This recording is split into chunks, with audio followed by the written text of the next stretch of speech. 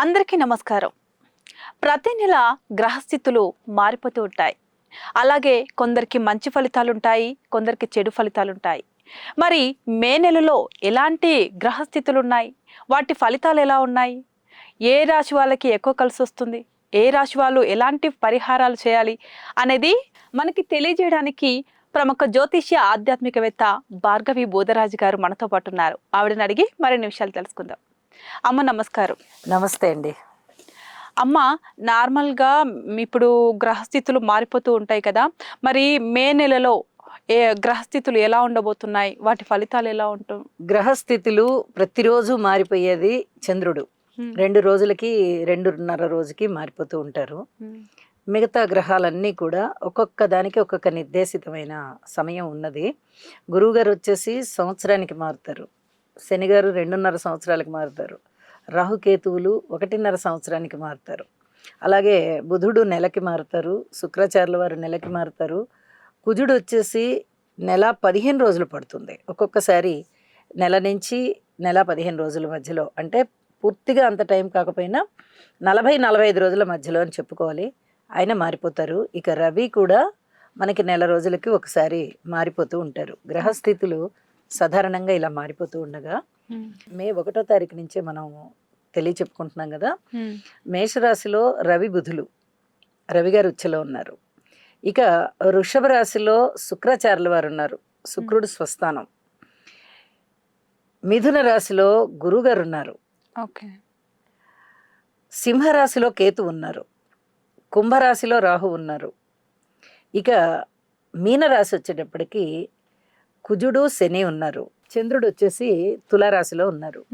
అంటే మే నెలకి మనము తీసుకున్నామంటే ఆ నెలకి సంబంధించి 1వ తారీఖు నాడు ఏ గ్రహ స్థితులు ఉన్నాయి అనేది చూసుకుని ఆ నెలంతా ఆ ఫలితాలు ఉంటాయి అని చెప్పుకోవడం ఒక పద్ధతి. అలాగే అమావాస్య వెళ్ళిన మరుసటి రోజున అక్కడ దగ్గర నుంచి తిరిగి మళ్ళీ అమావాస్య వచ్చే రోజు వరకు అది గ్రహస్థితులు ఎలా ఉన్నాయి అని చెప్పుకోవడం ఒక పద్ధతి. 2 పద్ధతులు నడుస్తూ ఉంటాయండి.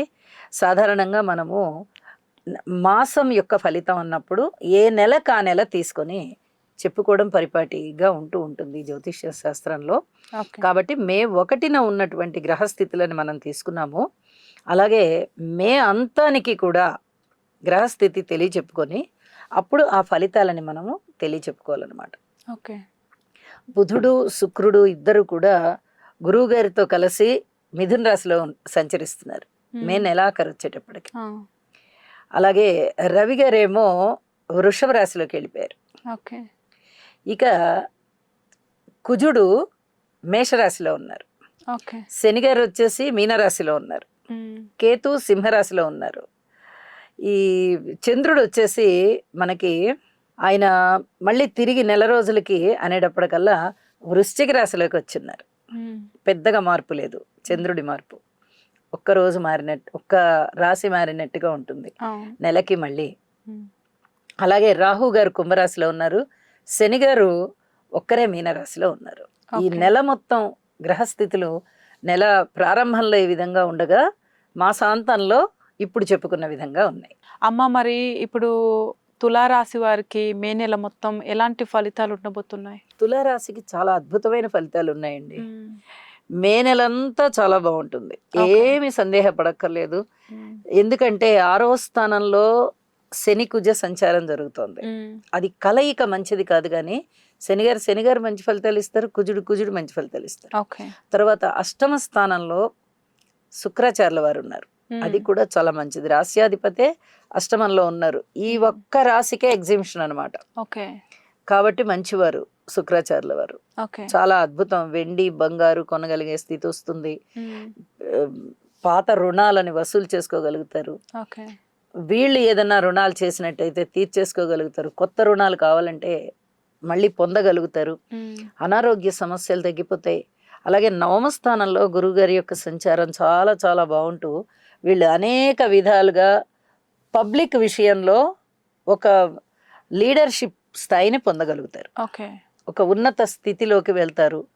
అలాగే 10 మంది చేత గౌరవం పుచ్చుకోగలుగుతారు, కీర్తి ప్రతిష్టలు ఉంటాయి, మాట తీరు చాలా బాగుండి ఫలానా వారు ఒక మాట చెప్పారు అనగానే ఒక వాల్యూ పెరిగినట్టుగా, మాట పరపతి పెరిగినట్టుగా ఉంటుంది. ఓకే. అలాగే కేతు సంచారం బాగుంది, చాలా అద్భుతంగా ఉంది. రాశిలో చంద్రుని యొక్క సంచారం బాగుంది. ఓకే. వివాహాది శుభకార్యాలు, ఒక మాట చెప్తేనే వీళ్ళు పెళ్ళిళ్ళు, ఇంకా వేరే ఏం ఆలోచించమండి, మీరు చెప్పారు కదా ఫలానా అమ్మాయిని చేసుకోమని, చేసుకుంటామని చెప్తారు. అంతగా గౌరవాన్ని అందుకుంటారు వీళ్ళు. ఓకే. వాళ్ళ మాట తీరు అంతగా బాగుంటుంది, వీళ్ళది అంతగా బాగుంటుంది. ఏదన్నా బకాయిలు రావాలన్నా వచ్చేస్తాయి, పిత్రార్జితాలు రావాలన్నా వస్తాయి, కొత్త వ్యాపారాలు పెట్టాలన్నా పెట్టగలుగుతారు. ఓకే. అనేక విధాల లాభాల బాటలో ఉన్నారు. చాలా చాలా బాగుంది. ఓకే. ఏది జాగ్రత్తగా ఉండాల్సిన విషయం అంటే సంతాన రీత్యా కొంచెం జాగ్రత్తగా ఉండాల్సిన పరిస్థితి కనిపిస్తోంది. ఓకే. సంతానానికి సంబంధించి కొంచెం ఓర్పు కలిగి ఉండాలి.